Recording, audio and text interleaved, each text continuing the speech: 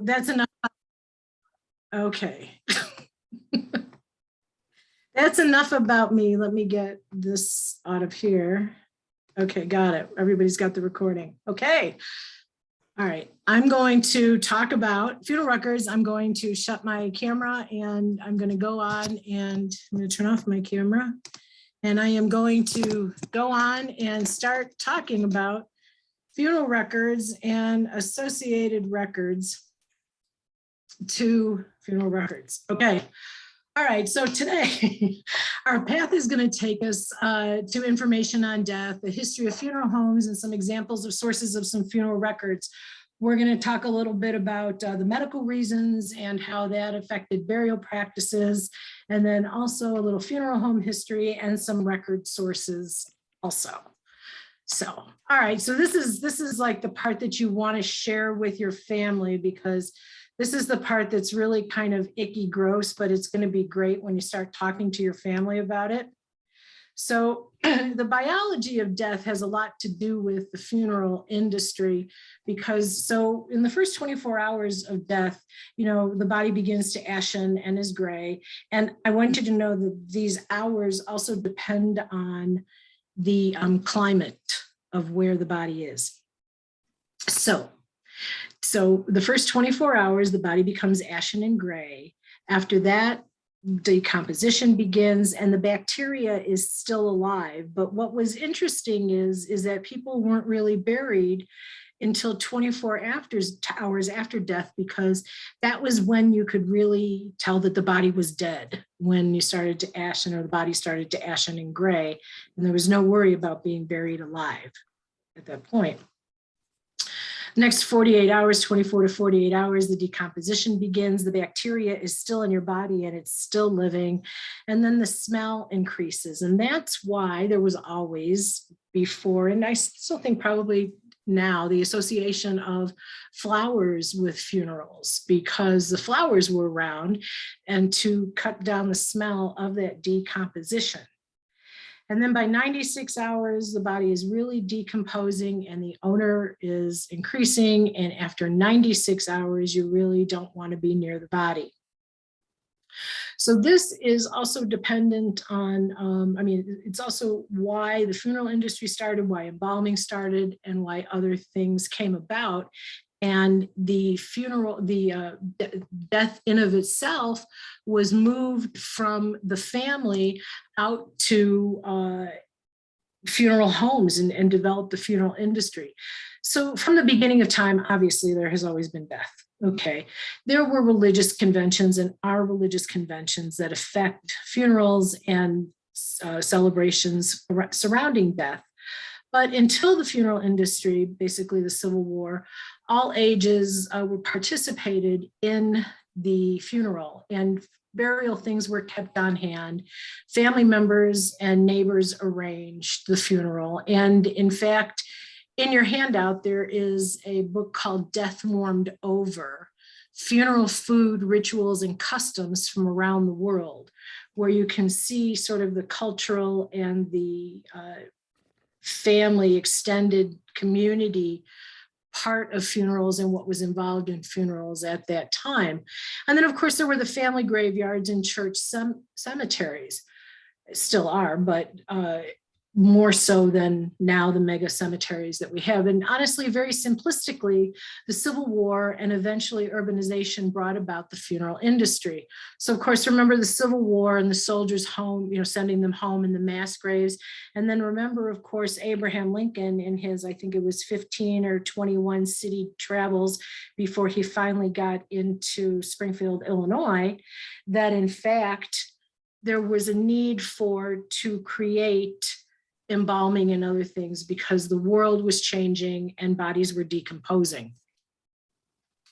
So here is a quick timeline of the funeral home industry. From the beginning of time to circa 1860, it was the families in the homes, the women, the midwives that did take care of the death situation and the death customs, if you will. Between 1860 and 1865, of course, the bodies returning to the north, field surgeons began to use arsenic and zinc, among other chemicals, to preserve bodies and be at the beginning of the embalming. That was the beginning of the embalming, with those injections of those chemicals to try and preserve the body to get the bodies back home. Then we see the development of public hospitals, and that was a move to put people into a place because of the rise of diseases. Birth, deaths, surgeries, and illnesses, they're all moving from home, and the leading cause of death moves from farm accidents to diseases. And in fact, in the 1880s, there was a move that the illnesses were in the air to a germ theory of bacteria and viruses, which also caused another rise in the funeral home industry because there was a belief that bodies were infectious. So they wanted to remove the body from the home and they wanted to place it in a different place where someone else was going to take care of it and not get infected with whatever the body was still carrying. And in fact, there was the development of the sanitation reform, which had something to do with the development of the burial vault, because the vaults were developed to protect the body from water, microbes, and vermin, because they wanted to protect and disinfect the body and the groundwater and everything, again, thinking that the body could cause diseases. Probably could. And that was, there was the embalming. And then also the development of the National Funeral Directors Association in 1882 was formed to promote a professionalism based on the medical model, which then began to introduce regulations and licensing. And then from, especially between 1890 and 1920, there was the growth of the profession. Between that time period, there were about 10,000 funeral homes.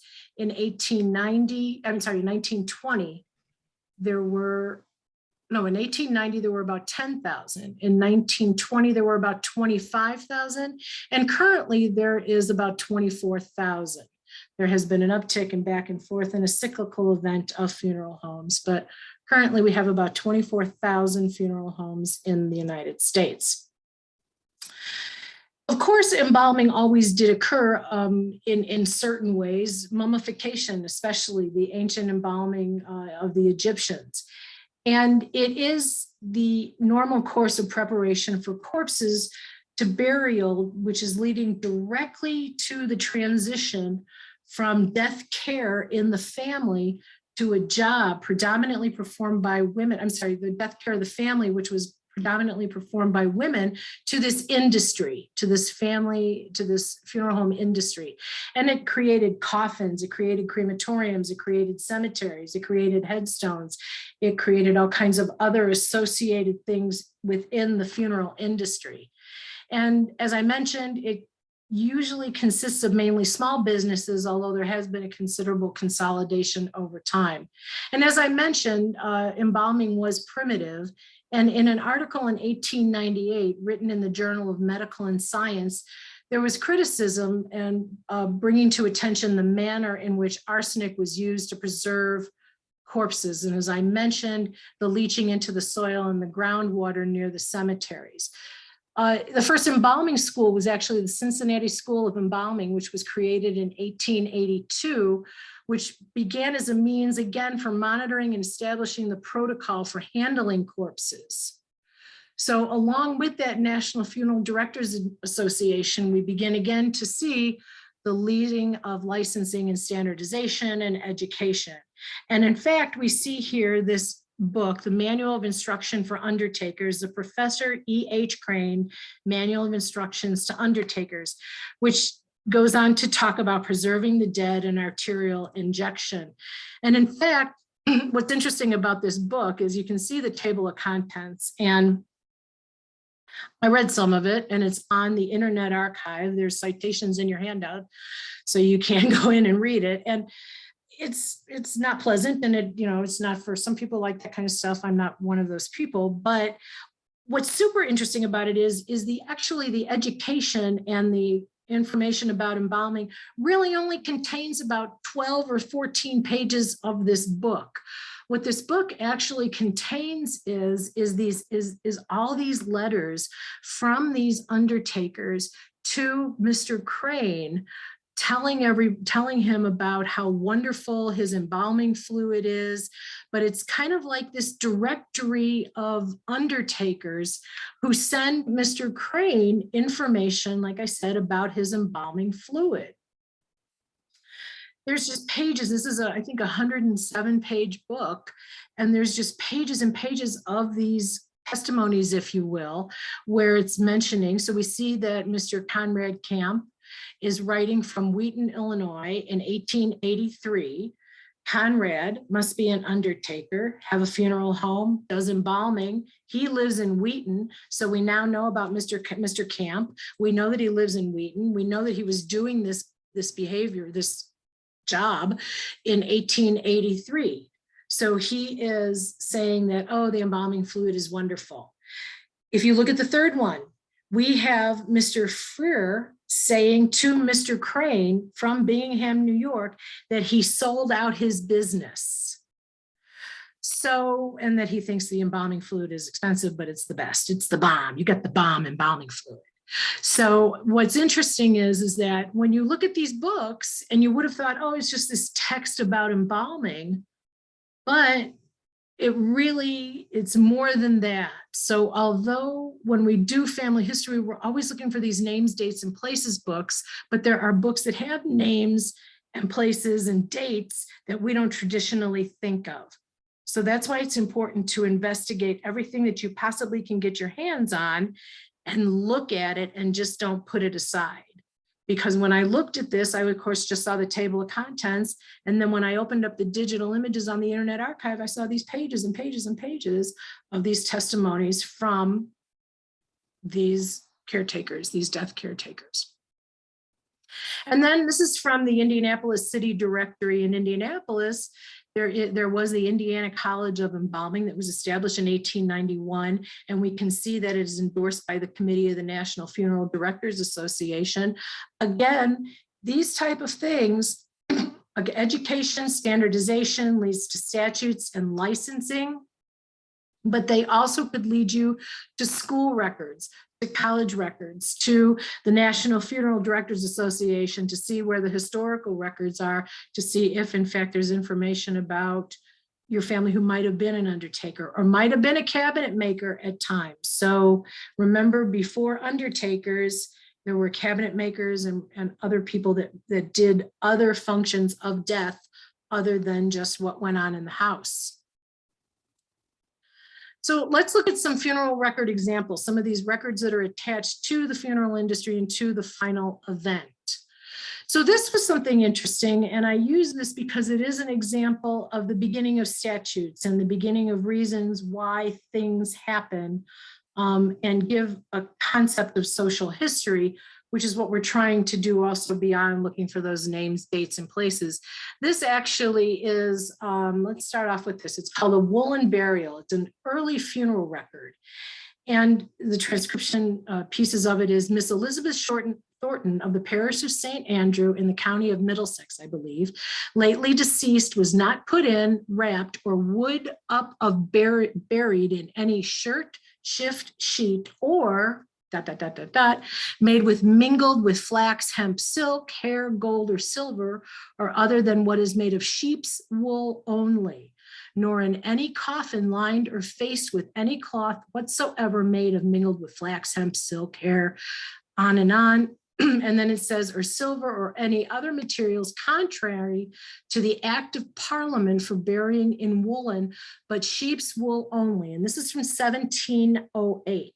Now, why it's important to understand statutes and laws of the dead is because, so what happened is in 1667, there was an order of Parliament that everyone in the country in England had to be buried in woolen rather than linen shrouds on the pain of a hefty fine of £5, which was taken from the deceased estate. So what happened is in 1665, Parliament in England saw lots of sheep, a lot of sheep. They saw a lot of imported linen that was coming for burials and for other reasons, and lots of death. because the bubonic plague was happening, which contributed to over 200,000 registered deaths by the year's end in 1665. Well, at that time also, most of those corpses by custom would have been buried in linen shrouds, but France and England were in this rivalry, and France was the biggest supplier of linen.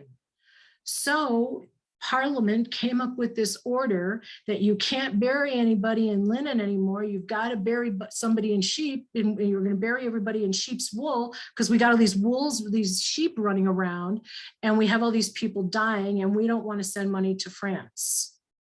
So this is an example of a burial practice that is in response to something that was going on in society. And we know that a lot, if not all, of these records that we use for family history weren't created for family history. They were created for other things. So you have to begin to look outside the genealogy family history silo, if you will, when you begin to look at records. Funeral cards are an often overlooked resource that can lead to locating a death record and an obituary. There is further information. Sometimes the birth date and the death date are on the funeral card. They've been around for a long time. They've changed in style and materials. They give you more information. They tell you about what the deceased did. They include a little mini biography also. They also include photos most often. And in an article that's in your handout, Elizabeth Kelly Kirsten says that funeral cards have a long history with social customs attached. These cards were distributed to family members, friends, and the surrounding community in a timely manner to alert invitees to the date and the time of the funeral. Recipients of a funeral card were expected to attend the funeral or risk offending family members. So today they're more of a token or a memento of the individual who has passed away. And they are, especially if an obituary or a death record might not be available or easy to get, they're a great substitute. And then of course, as I mentioned, they will lead you to different other records. So here's a couple examples, and these are some pretty big examples. Okay, so here we are. As I mentioned, they're a mini history that contain personal information. So this one here on the right, Ms. Rosa. Ms. Rosa has a 16-page funeral program. Miss Rosa Pearl Bailey Abram must have been something, right? 16 pages. And you can see that it includes information about her services at the 5th Ward Missionary Baptist Church here in Houston, the mortuary, Ross Mortuary, mentioned the Baptist Church, the cemetery where it is located. And on the right, there's a 4-page funeral program for Miss Abbott with services at our Mother of Mercy. And we can see who the officiating minister was on the front of that. And again, we're also getting the mortuary, the cemetery, the church, and the address of everything. These funeral programs, these specific funeral programs come from the Houston Public Library Digital Archive that we have here at the Houston Public Library. It's listed in your handout, contains a collection of, we have a collection of the African-American Houston funeral programs from our sister special collection, the African-American Library at the Archives at the Gregory School. Some are plain, some are ornate. And as we can see, these two offer different examples, but they sure are tributes to the family where we can get other information. And you can see, especially here with Miss Abram, her sunrise and sunset. There we go. Also, trying to identify where collections are, of course, there's our friend Google, and doing Google searches all depends on the words that you put in. Fortunately, throughout time, Google has become somewhat intuitive, and you can actually just put in a question. I did funeral card collections genealogy. The reason I put genealogy is because when I was doing a search for funeral card collections, I was also getting ads on where to buy or where to have print funeral cards. So, sometimes putting a word like genealogy or family history or something can help limit down your research results. Also, don't forget to click on the images.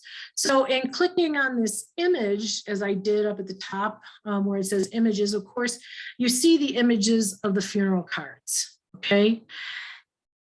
When it's important to look, I always say this a lot, it's important to look at what you're looking at. Okay, first blush, none of these funeral cards you might not be able to use. Okay, they're not your people. But when you look at the results, if you see where are these funeral cards coming from, where is the collection held, you can see at the end there's the funeral card collection from the St. on the top row, the St. Clair, Illinois Genealogical Society. The third one over again on the top row is also coming from the St. Clair, Illinois Genealogical Society.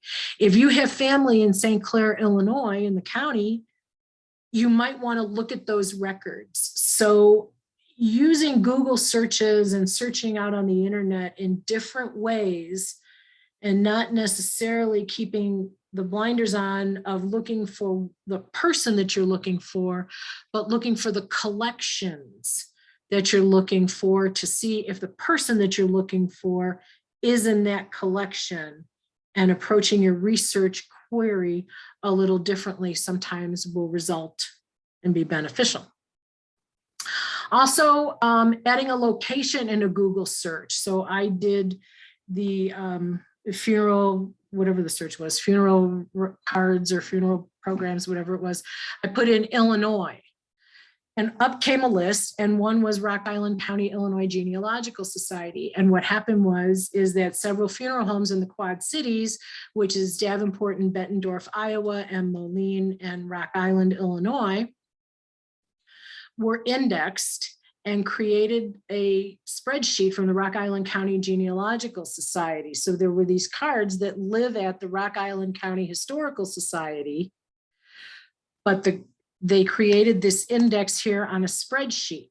So what you can do is you can search on this PDF to see if you're researching in this area, to see if someone has a memorial card or a program, and then contact the Rock Island County Historical Society.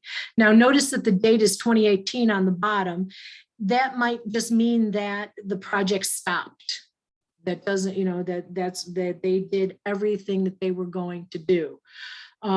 Trying to find out the parameters if it's not listed on the website, maybe calling the Rock Island County for Illinois Genealogical Society or the Historical Society to get more information. The point is that as you begin to search, you have to be creative, you have to put in location, you have to put in different words. If you're looking for memorial cards, memorial programs, you can look for monument makers, you can look for cabinet makers, and I have some examples that I'll show you. So using all those words and to sit down and think about the words that are associated with the search that you're going to do will broaden your search, all the keywords. There's another bigger website called Genealogy Today, which also has funeral cards online. Often, we have to remember that some of this stuff is community submitted. So it might not be there. It might be there at another time. We don't know what the community is submitting. So there is a search, and there's over 23,000 listings. You can search the funeral online collection, and what returns are those funeral cards, as we see over here from Miss Adams. Also, the Family Search Wiki. The Family Search Wiki is a very powerful tool for reading about it, whatever it is, learning about it, whatever it is, and discovering it, whatever it is. Using familysearch.org, there's a drop-down menu from search where you can access the wiki, or there is the word wiki right across, and it is a wonderful place to learn about things and to discover things. In this instance, what I started to type in was I was going to look for funeral programs. The IntelliText starts to give me options. So using the word funeral, I can see that it gives me an option to search for funeral cards, funeral home records, or any results in the wiki that contain the word funeral. in anywhere in the description of what they're indexing. So I did that and I said, okay, well, show me what kind of, records have the word funeral in it everywhere. So that broad search gave me about 43,000 hits. So that could be funeral cards, like I mentioned, funeral records, all kinds of words associated with the word funeral. As we can see here, of those highlighted words, we see that they're highlighting funeral because that's the word I'm searching for. This is attached to Virginia funeral homes. The next one is attached to Texas funeral homes. So that's how that worked. From the wiki, I can click on that. I can read about that if it is an actual digital image or if it is textual information with more information about the funeral home and maybe a link out to other records. If I narrow the search to funeral booklets, again, notice no quotes. And because there's no quotes, you can see in the results, it's picking up the individual word funeral and it's picking up the individual word booklets. This is again in the wiki because I'm trying to read about this stuff or see if there's any links. If I put quotes around the word funeral booklets, I get actually 2 results. The previous results without the quotes gave me 31 results. Putting the quotes around it give me the words funeral booklets together. So in the wiki, there are actually only 2 articles that have the word funeral booklets together. So this is again another search strategy. Take it for what it's worth when you begin to search things and understand how the search engine that you're using inside the collection or database that you're using might act differently in each database. That's why it's important to read the help screen. That's why it's important to try searching in different ways because different results will come up. Interestingly, here's a link to the U.S. Virgin Islands newspaper where the Digital Library of the Caribbean has a collection of funeral books in their archives. And this has the Digital Library of the Caribbean, and it's a cooperative group of partners within the Caribbean and around the Caribbean that provide users with access to Caribbean culture, historical, and research materials held in archives, libraries, and private collections. The Digital Library of the Caribbean is mentioned in your handout also with a direct link. There are 60 partners that participate in this digital library from the United States, the Caribbean, Canada, Central and South America, and Europe. I searched for the word funeral in the title inside the Digital Library of the Caribbean. There were 601 items that came up, including funeral booklets. There were other photos, there were other things too, because the word funeral in the description. But this booklet came up, and this was Miss Butta, Alberta Pickering, and you can see that she, I'm sorry it's cut off, but she had 19 great-grandchildren, 3 great-great-grandchildren, and she was more stubborn than a mule. This is her eulogy. As kind as the mother caring for her newborn, so set in her ways, it was hard for her to accept that selling under the bungalow was only for the well. Not wanting to settle for anything less, would sell 1 small heap of lime outside on the step. That 1 small heap of lime made enough money to feed a multitude, plus the many grandchildren that passed her by. So we can see how biographical, how telling, and what a picture that we can get from some of these programs. So I invite you to try and find those programs. Let's talk about good old books. No, it's not digitized. It's a book. It's a book that's not digitized. This is Funeral Home Death Certificate Records from Carterville, Illinois, a book that we have at the library from the Genealogical Society of Southern Illinois. And we can see that what this book is this is a transcribed death certificate. And this death certificate comes from the book, covers 1928 to 1959. And we know that funeral home records, sometimes if we can't find a death certificate in the state or in the county, the next option might be a funeral home. If we can find the funeral home records in of themselves, which is another story in a second. But we can see that the information, this does look like it is a fairly full transcription, but we don't know. So you always, once you begin to look at a transcription, you always want to try and see if you can get the original document, just in case there's additional information or something when transcribed was different or not read or read differently. But we can see information about the name of the minister, burial, service. Now, as you begin to look for death records, often we go into funeral records and death records because we're looking for somebody that died. But remember that all these other names are people too that might be clues to what some of our ancestors did. So searching through and browsing records in an area where your ancestor lived might be a good thing to do, just to get a further broader picture of what your ancestor did, even though the record, a death record, you're not looking for a death record. Like if the name of the minister, Mr. Glenn Hawk, you might be related to him, but it's in a death record. So using records for not necessarily what they're intended for is also good to do. Here we have from Clark County, Iowa, shipped in cases from the Webster Funeral Home, 1917 to 1964. And these are shipped in cases, transported bodies back up into Clark County, Iowa from different places. And we can see that a lot of them did come from, well, here's one that came from France, the third one down in 1918, Mr. Neal. Many of them did come from Iowa, but we also see that one Miss Miller there is coming from Havana, North Dakota, from scarlet fever. Again, moved there. Why? Died in a different place. Where was the family? Maybe the family was in Iowa, and that's why Ms. Miller came back from Iowa. So also when you're starting to look for people that might be missing, where else was the family?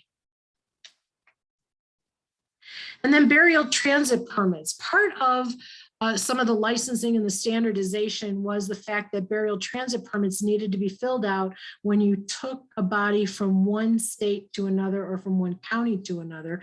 Again, dependent on statutes and laws of the state or the county. So here we have from Elkhart, Indiana, burial transit permit books that cover 1950 to 1984. And my interesting one about this is there are three or four people here from Florida that were transported back from Florida up to Indiana. As I was looking at these, we can see that they're January deaths. So, well, there's one in May, but there's two in January, and then there's another one in October. You wonder, were these snowbirds that died, and did they have property down in Florida? Why were they in Florida? So when you look at this, I can say this, my father lived in Florida. Sometimes I think Florida can be heaven's waiting room.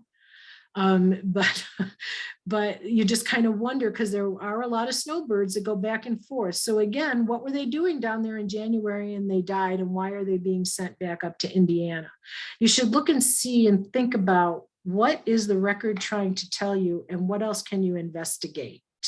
There is always something to investigate in family history. There's always another question. There's always, and you should be writing these questions down, because they're your grocery list of things that you want to figure out. Because if you're like me, you think about it, and 5 minutes later, you won't remember the question that you had. So that would be one of my suggestions. Death photography. Funeral photography has its roots in a tradition that's known as memento mori. If I'm saying that right, it's Latin for remember that you must die. By the Middle Ages, memento mori became the term used for any object serving as a reminder of death or mortality. Prior to photography, this was often a skull. The memento of death was the skull. In retrospect, I suppose, as odd as this is, funeral photography might be a little more civilized. Excuse me. In the 1880s, the death portraits were expensive, and usually only the affluent could afford them. Those who could were willing to, because especially for the infants, because those were only the pictures of the infant that they very well might have ever had due to high infant death rates. So as we can see, there are some children here. And also these photos were still trying to avoid the reality of death, because we can see how these photos are posed. The deceased propped up in a chair. Here is the gentleman on the right still reading his paper. Just looked like he fell asleep in his chair, which might be the way the family wants to remember him. So they were usually done as daguerreotypes, by the mid-1850s, they began to appear on glass and thinner and cheaper metal paper. And by the 1860s, the price of the memento mori photography was affordable for just about anyone. They were often, and most often, usually for the family as a reminder. They were really not the tradition to publish photos. And as we look at them, we still reminds us that yes, we eventually die too, but that these photos were a tool for grieving and remembering family members, as odd as we might think that they are. So let's talk about trying to find some books, and look for books on funerals, look for books on whatever keyword you do choose. I chose funerals here. This is the Houston Public Library catalog, where you're going to houstonlibrary.org, and we're doing keyword searches. The library catalog is for the entire Houston Public Library system, which is 30 plus locations, including the 3 special collections units. Doing a broad search for funeral in the entire library catalog, I get 1,600 results, 1,600 plus results as a keyword search. Over on the right-hand side of that web page, just like filtering when we're shopping on Amazon, we can filter down to the Clayton Library and click on that, include that, and then that brings it down to 380 books at Clayton specifically that are of funeral record in a keyword. Their program collection, different funeral home records. So that would be a way to begin to search our catalog to see what we have if you're in the area. If you're not in the area and you find something in the catalog, as we talked about at the beginning, you're more than welcome to call us, or you are more than welcome to send us an email, which is cla.reference@houstontx.gov. Joy, will you put that in the chat for me, please? Thank you. So using the Family History Library catalog, Family Search catalog, the reason you want to use some of these bigger catalogs, it's important to use regular local catalogs, because there's stuff at local libraries, especially small local libraries and universities, that is not found anyplace else. So you want to start small, you want to start at your library of location, and then you want to branch out, because you'll be able to find other things too. So using the Family Search Library catalog, using the terms as keyword coffin and cabinet, just to look for coffin makers who were cabinet makers, or to see what I could find. I see 3 titles that have absolutely no keyword coffin or cabinet in the title, but I see these funeral records. So I click on that to see what it is. And here is the record for the title, Funeral Records 1837 to 1879. Notice that it is a manuscript. The language is in German, and it is 1 microfilm original. Okay, so here we have, it's from Trenton, New Jersey, and it says original records at the Historical Library of the Mennonite Conference and Eastern Mennonite District. There is your link to where the actual records exist. The text is in German. He was a carpenter, cabinet maker. That's where it's picking up those keywords when I did that search. We can also see that actually, I think that this is the wrong title. This is the wrong slide. I'm sorry. Ah! Wow. What we're going to do is remove, we're just going to look at this slide. These are the original records, and it's on a microfilm reel that is not available and digitized. The Genealogical Society of Pennsylvania.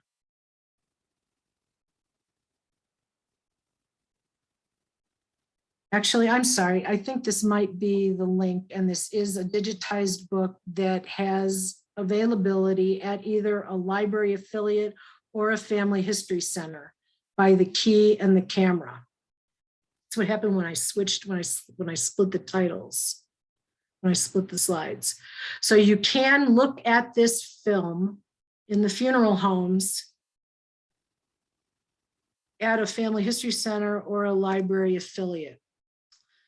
I'm sorry. The Family Search Digital Library, another way to look at books is using the Family Search Digital Archive Library, which includes over 500,000 titles. The digital books are accessible through Family Search in two ways: directly through the digital library and then also through the library catalog. So you can find digital books using the digital library or using the catalog too. If we look for funeral home records, up comes this title. I'm using the digital book, the digital archive here. I put in funeral home and up came some titles. The Peltier Funeral Home in Fort Wayne, Indiana, coffin sales. Through the digital library, we have digitized the books. The libraries that participate in the digital library include Clayton, include the Allen County Public Library, the Family History Library, libraries from all over the country and in Canada and now in England. So there are missionaries digitizing books, and you can look at these books specifically at home. To get to the books, you either go from Family Search, you click on search in the drop-down menu, you can click on books, or you can go directly to familysearch.org/books.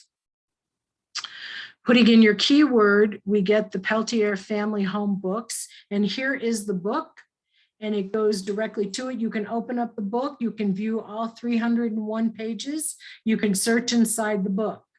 Not only are there funeral home records, there's family histories. Like I said, there's over 500,000 books at the Family Search Digital Archive. So that was one way to get to this book. The other way to get to this book is through the catalog. When you're searching in the library catalog, and you could put in Coffin, Indiana, you could put in Fort Wayne, Indiana, and up will come book records, like we saw before. Using the catalog, you get a link to the digital version. The Family Search Digital Library, you have to search that individually to get to the books that way, or you can search through the catalog also to get to the books, but you have to do two separate searches. It doesn't bring them up.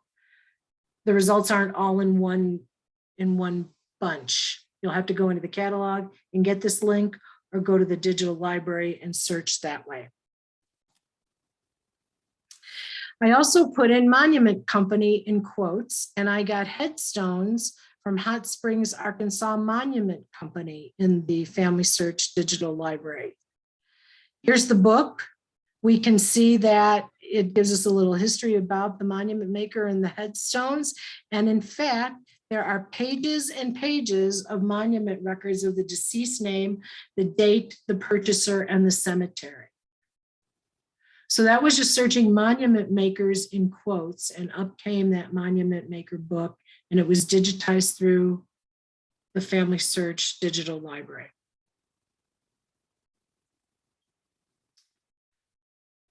We're going to take a walk through the library catalog right now, and we're going to look for casket records.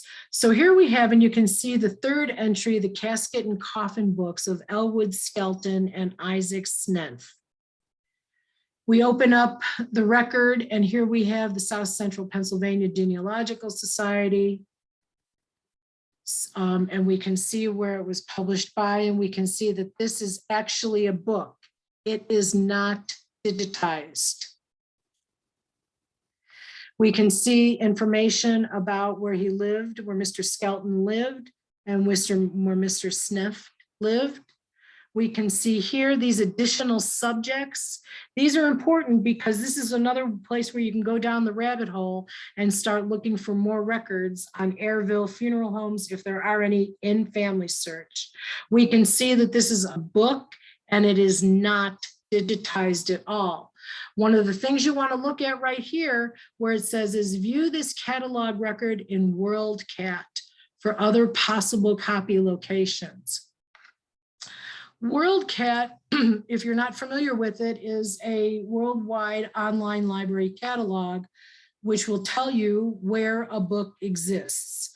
So what I did is I went into Worldcat and I put in that title because I was trying to find out what library, other than the Family History Library, has this book.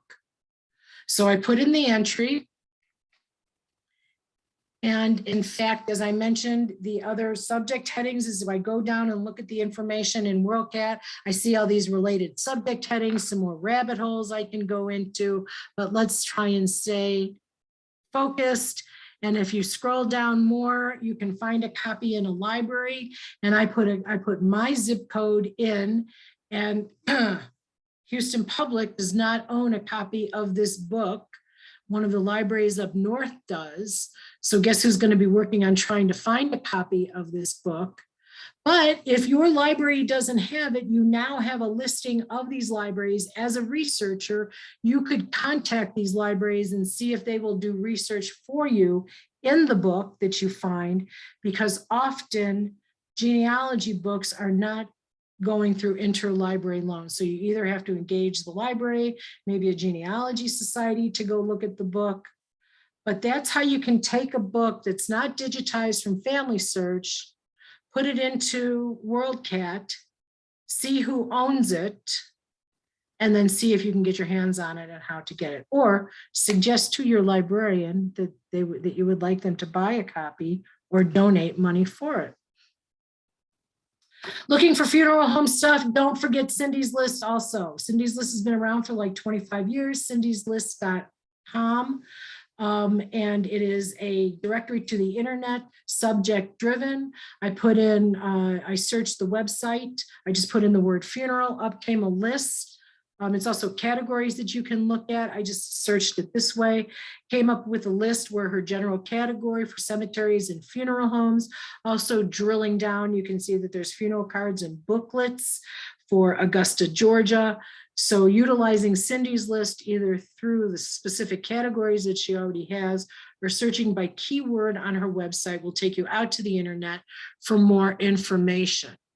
Remember, formulate your question. What is it that you're looking for? What is your strategy? What are some of those keywords that are going to help you find the information that you want? So let's take a quick look at some funeral records that we have at the Houston Public Library in the Clayton collection. These are documents from the Fogle West Funeral Home. These documents are currently being digitized by Family Search, but the paper copies currently reside at Clayton and they are not uploaded at Family Search yet.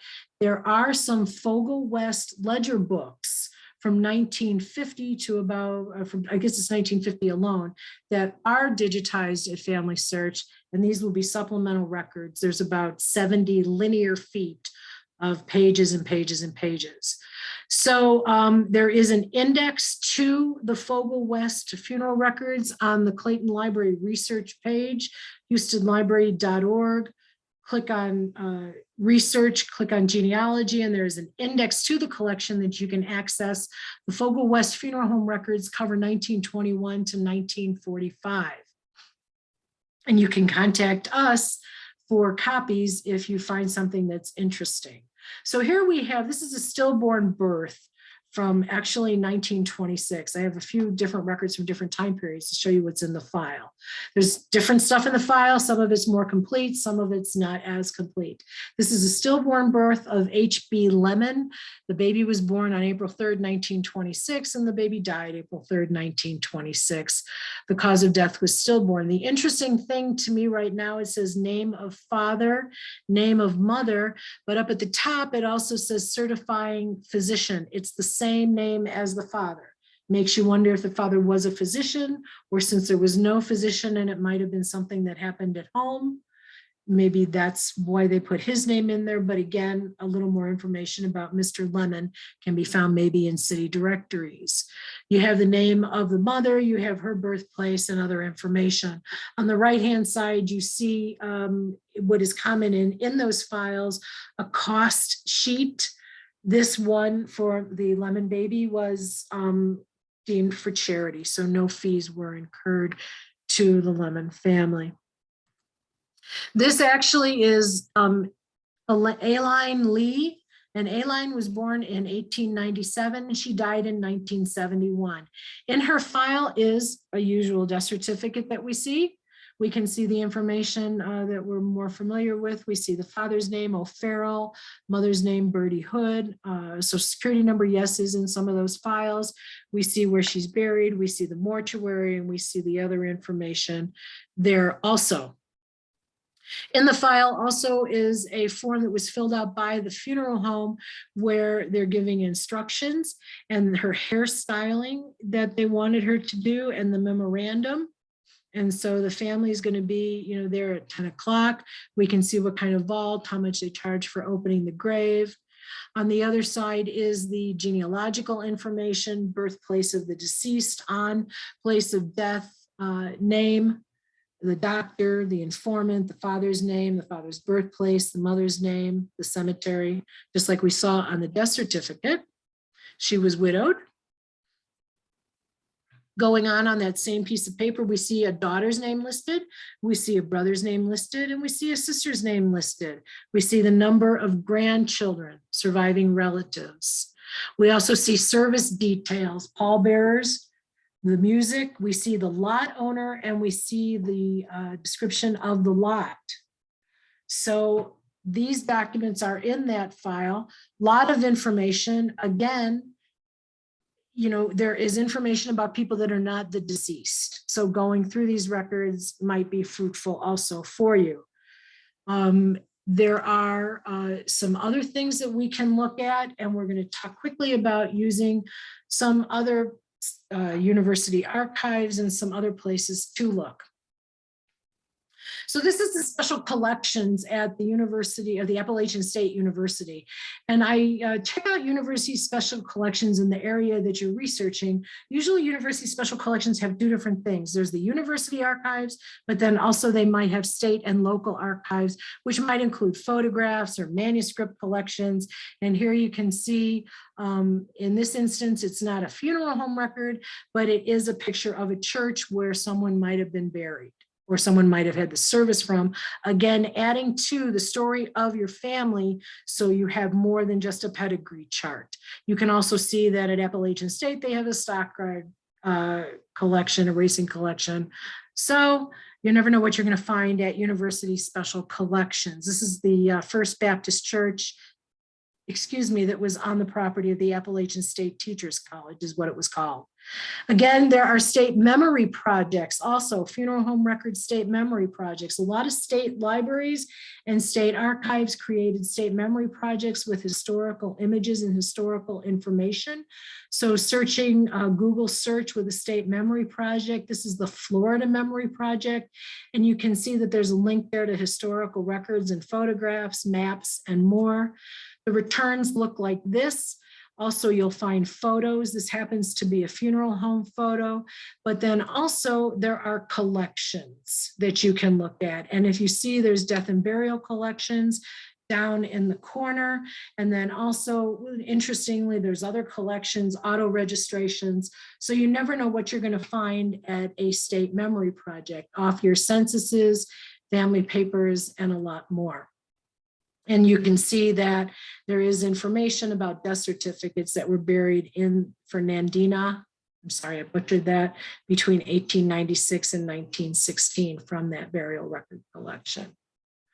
Also, of course, don't forget city directories, where you're going to find ads for cemeteries and documenting cemeteries. City directories are available at Ancestry, Internet Archive, and a lot of different places in addition to the location where you're researching. Looking for a family cemetery, look at deed records. This is Los Angeles County, and it says that they're selling the land except the said above described tract of land on lots conveyed in the Crabtree Cemetery. So of course you might find also deed sales for family cemeteries on land. We're all familiar, of course, with Find a Grave, but then also if you search monument companies, I found this PDF document from Oklahoma in the Oklahoma Cemetery Directory. I just Googled monument makers genealogy. This is a 10-page document of monument makers and headstone companies in Oklahoma. And you can see that even the second one is telling us when it was established with contact information. When you do family search also, we might have noticed that there's a new family search interface. The first part of it up at the top is where you're going to put the names. But if you scroll down, you can do collections at family search. And then you have to pick your collection from that drop-down menu. I did a death collection, and then I also did a funeral home collection. And to bring it back to the beginning almost, notice that a lot of those funeral home records are from the 20th century. And again, don't forget your death records because they're going to show undertakers. So again, looking at those death records and creating those. And then also from the family search catalog, I found there's an Oklahoma Noble County Parker funeral home records, and we're seeing digital images of funeral home records also there. So that was from that drop-down menu. So in closing, planning your research quest, whether it's to a location, whether it's on the internet, know what you want to know is an important key to finding out what you want to find, okay? Spend time researching the books and websites, do your creative keyword searching. Remember, not everything is digitized. Don't ignore genealogy periodicals. That's a whole other presentation. But genealogy periodicals hold about 25% of available knowledge in them, and they are primed for 1 or 2 pages of funeral home records. Reach out for information, for help, or for just to listen. And by all means, have fun. So thank you for listening to me today. And Mitch, what's up? Wow, that was really something. Thank you for stepping in when I couldn't control anything over here. That was a lot of information. Can I ask you what led you to think up this presentation in the first place? Just that it's odd stuff. Mm-hmm. Yeah, really. I mean, just that it's odd. And I have to, just because I have to, you know, I mean, I think a lot of us when we do presentations, you know, like to be engaged in what it is that we're researching. So that's why. Sure.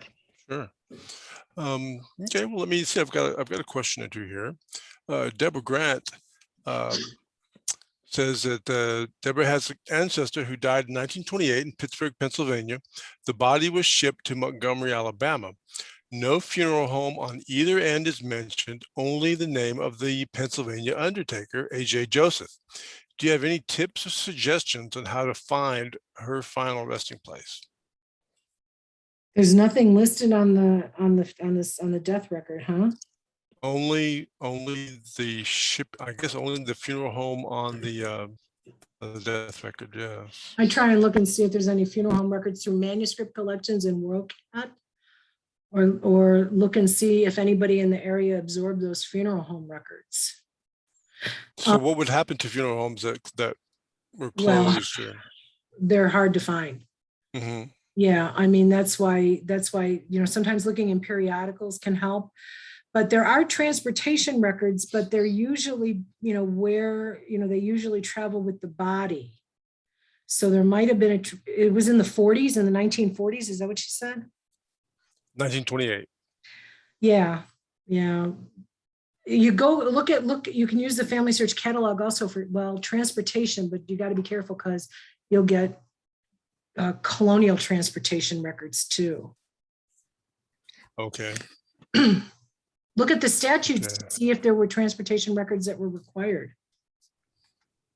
Okay, maybe some record keeping along the way. Yeah. Mm-hmm. Okay, those are all good things to do. That's really about the only question that people had. Okay. I think everybody was so engrossed in the subject matter. Yeah. Again, just remind everybody that we do have a handout available, that there is a link in the chat, several places. Let me see the rest. Okay. If you do need help figuring out how to save the chat, look in the chat window on the lower right. You'll see the word file. To the right of that, you'll see three little dots and ellipsis that when you put your mouse over it says more.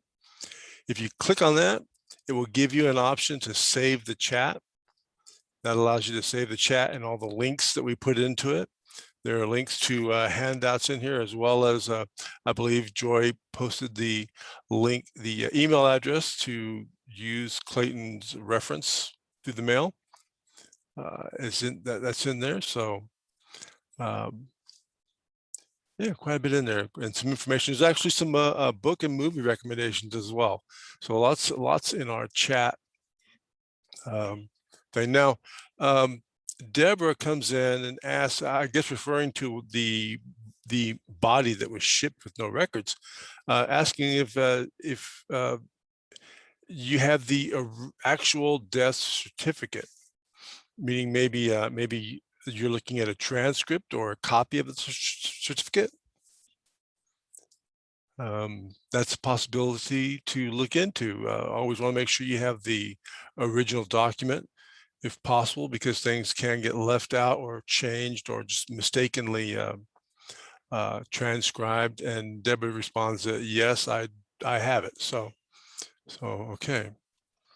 Well, Deborah, good luck with good luck with finding that missing body. I hope you're able to locate that. And Sue, thank you so much again for coming in and giving this for us. Sure. The final event, kind of. We're gonna the final event for us and for October, pretty much. We do have Carrie Taplin on Friday. If there's still seats available for that, I'm sure. You can check that out on the events page at Houston Public Library. And that's going to wrap it up for today. I think I want to thank everybody for coming in. Once again, thanks Sue for putting on this presentation, and I hope you all have a wonderful evening and a wonderful, fun, safe Halloween. We'll see you on Friday. Okay, bye-bye. Thanks, guys. Bye-bye.